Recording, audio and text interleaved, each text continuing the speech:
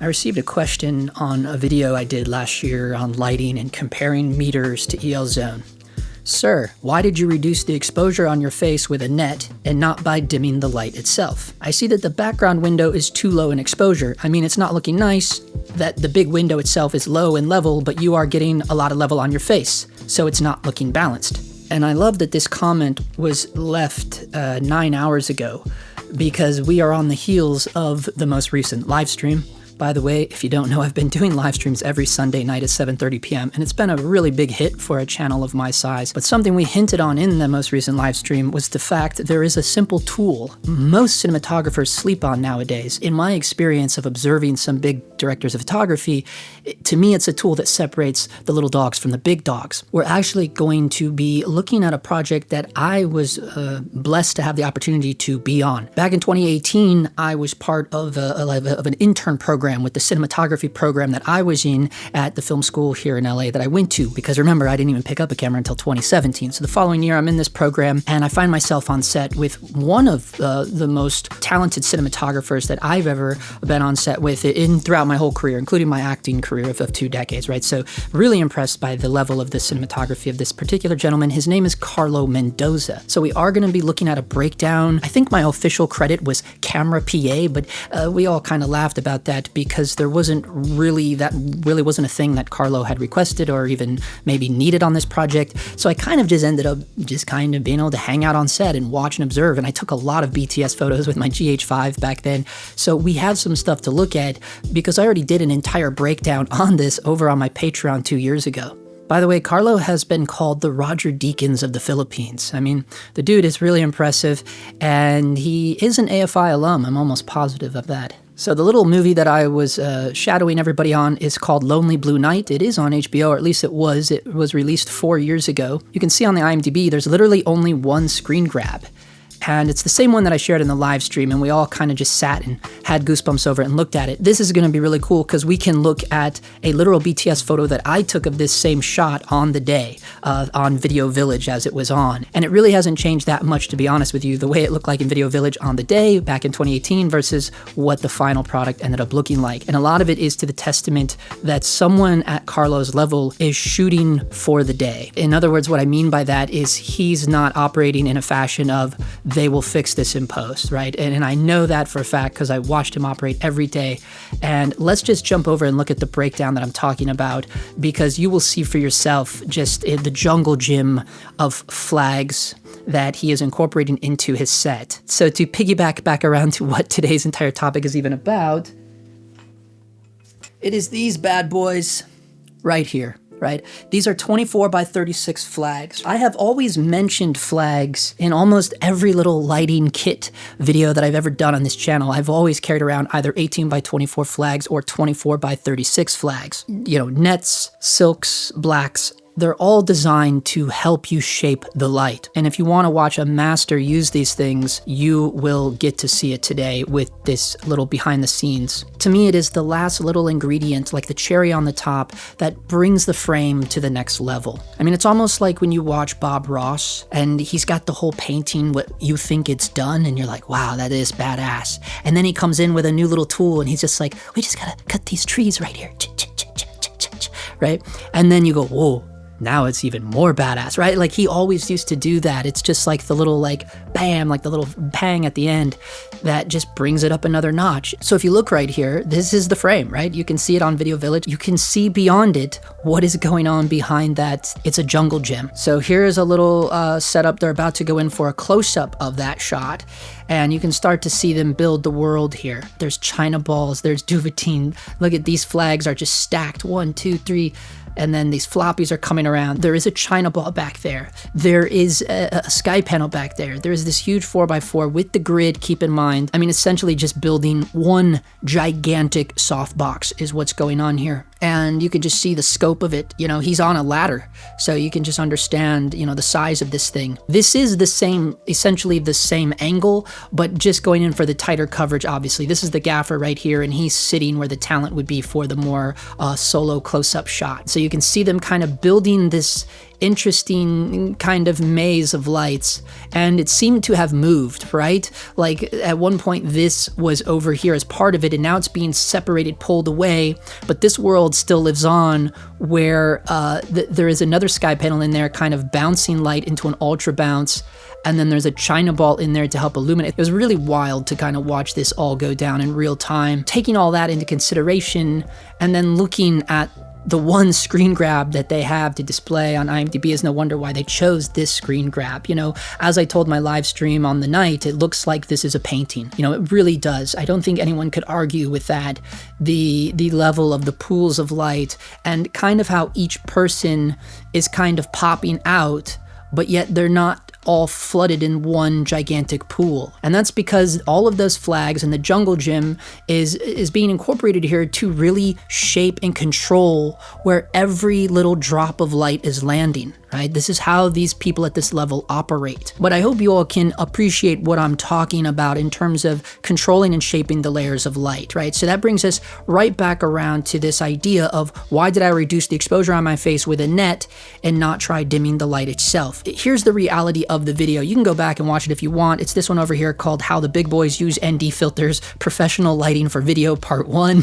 What a mouthful of a title. It was literally a part of a little series that I did in our living room with an Aperture Nova 600 and a 6x6 magic cloth, and of course all of my nets and flags, and you'll see me utilize them on the day. You can go back and watch this whole video for context for yourself. And so if you know these nets, the red ones cut a full stop of light, the green ones cut half a stop. The little silks, I'm not sure, they might cut like half a stop, maybe, you know, they're not really used to cut level of light, they're more used to soften it and spread it. There's blacks that go with this too. So what happens is, you have the Nova 600, you have a 6x magic cloth, which is probably cutting the light around 3.5 stops, because this is a true patented magic cloth from Modern Studio Equipment. So it's not just like some rip-off eBay magic cloth, right? It's the real deal. So we kind of have a better grasp of the actual light loss from it. Again, probably around 3.5 stops per Modern Studio Equipment. And I'm on the red Komodo at that. So I imagine what was happening is, if I'm gonna bring in a net on my face,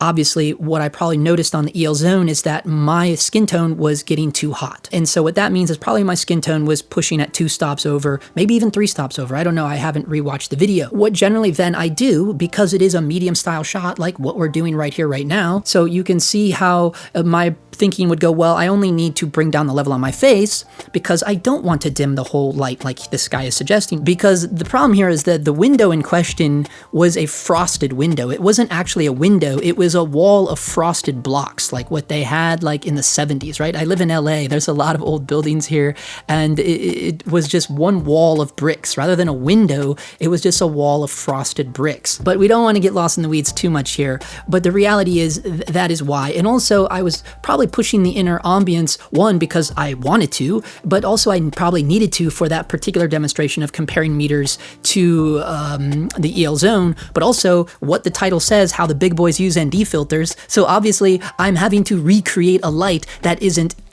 something that actually exists, right? Because I don't have a window in the living room, we had a wall of frosted bricks. In hindsight, maybe I should have shown that it was a wall of frosted bricks, but it didn't fucking matter, right? That's the point of what I'm saying. That didn't matter, and that's the downside of a lot of the audience here in our cinematography YouTube camera world, is people are so quick to critique and judge when, one, they don't understand it, and 2, they don't need to understand it. It doesn't fucking matter, right? Like, everybody is critiquing the wrong thing. Let's not get lost too much here. The reality is, yes, you bring in the net to just cut down where you want to cut down, right? So so we keep that mindset, and if we go back to Carlo's screen grab here, right? Like, imagine the amount of control in here. You're not gonna get that if you just simply dim the light, because then the light just dims overall, in total. You saw from the BTS of what they're doing. They have sky panels, they have China balls inside of a same book light where a sky panel is living, right? Like, there's so much craziness going on in the behind the scenes, and then they're double wrapping the light with another huge 4x4 panel. So we know what's inside here. One huge crazy contraption with like 1, 2, 3, 4 flags over there, ultra bounce. Here's a couple floppies, another floppy, a China ball wrapped in Chimera and Duvetine, and then an ultra bounce that sky panel is shoved in. We got this crazy contraption over here. that they are breaking with a 4x4 of some sort of silk or diffusion with the 50-degree acrylic grid, and they just control that with a skirt on the bottom. They got a floppy here on the side, but watch what happens. They shove that into that. It all becomes one. But again, this isn't for the exact same frame that we are looking at. It's for a different angle, right? So rather than shooting straight on, you know, now the camera, you can see where the camera swinged over here, and now it's shooting in. Again, the gaffer is sitting here for, you know, this kind of medium close-up shot that they're going to do. Again, you can watch the whole movie or the Patreon video for full context of this, but you understand what I'm saying, right? The amount of control that goes into this stuff to get a shot that has this level of control. It's not a matter of just simply dimming a light up or down. Hence all the flags, hence all the floppies, hence all the extra diffusion of breaking and double breaking and bouncing, right? There's a lot going on. This shot is different from the BTS that we're looking at, but it's essentially the same rig, you know, because once they have it set, then they're just kind of walking it around. And again, to get these levels of the light, the pools of light on each person's face, on the things that matter, you know, the girl in the foreground here playing the violin, the levels of dark and light, just simply squint your eyes and look at this thing, and it just goes light, dark, light, dark, light, dark, light, dark, light, dark, light, dark, light, dark, the whole way across the whole fucking way. You don't get that by just simply dimming a light up or down, or, you know, just putting a dome on your Nova 600 or your Aperture 600D and just kind of blasting it somewhere. No. This is a level of nuance that most of us don't have the time to execute. I was there on the day, and I understand the amount of trial and error that went into this stuff. But again, they had the luxury to do that. Someone like me, I don't have the luxury to tweak one setup for, you know, 3 or 4 hours. I just don't get that luxury. I'm not saying that Carlo and his team got that same amount of time or luxury. You know, everybody was really hoofing it, but there was certainly a lot of trial and error. And I think that is a testament to the type of cinematographer that Carlo is. It's a byproduct of the type of work that he produces. He walks in, observes what's going on naturally with the space, knowing what he wants to do with the look and tone of this overall piece, because he has a script to answer to, he has a director to answer to, and he has his own work to honor and answer to, right? So there's a lot that goes into it, but what I'm saying is he has the ability to adapt to the space, and he adapts to it in a way that most of us would not be able to, for multiple reasons, skill level, but also resources and things like that, but also just the simple knowledge of just knowing what you are after. So in the regards of what I was dealing with, and it's something that we talked about in the live stream with the Nikon ZR skin tone test footage, you know, it's as simple as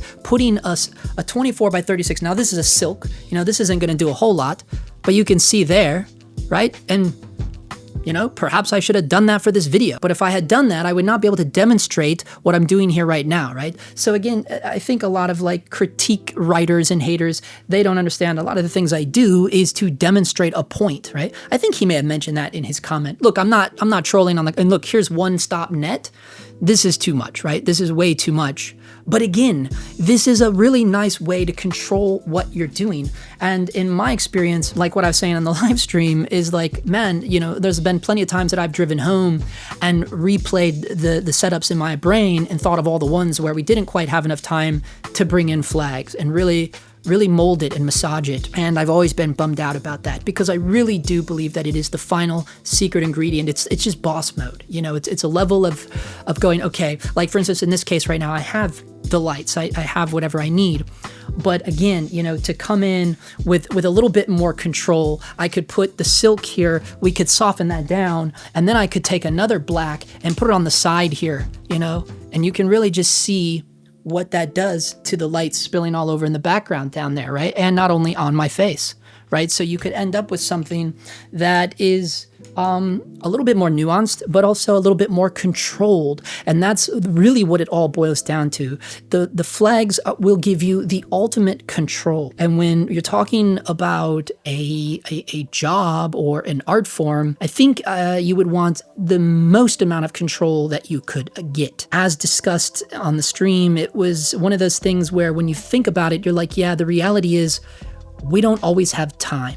You know, you just don't always have time to bring in every last little shing, shing, shing, shing. And what I was saying on the stream is like, look, if we could get it in our brains how important the flags are, to the level of they're just as important as the lights, I don't think it would be a matter of being able to blame it anymore on the fact that we don't have time. Because you always make time to have the lights, because you literally have to. So if we just start getting into our brains like, this is what we need to make just as important as the lights, if we care about controlling the image that we are creating. Kudos to Taha Mirza for dropping this question comment. No shade, I'm not like purposely hating on you or nothing, because look, we love it, we used it. So we'll take all the critiques and questions we can get on this channel, because sometimes we get to make a video out of it. So thank you all for the support, and don't forget those live streams, man. They're boss mode, man. All right, we'll see you in the next one.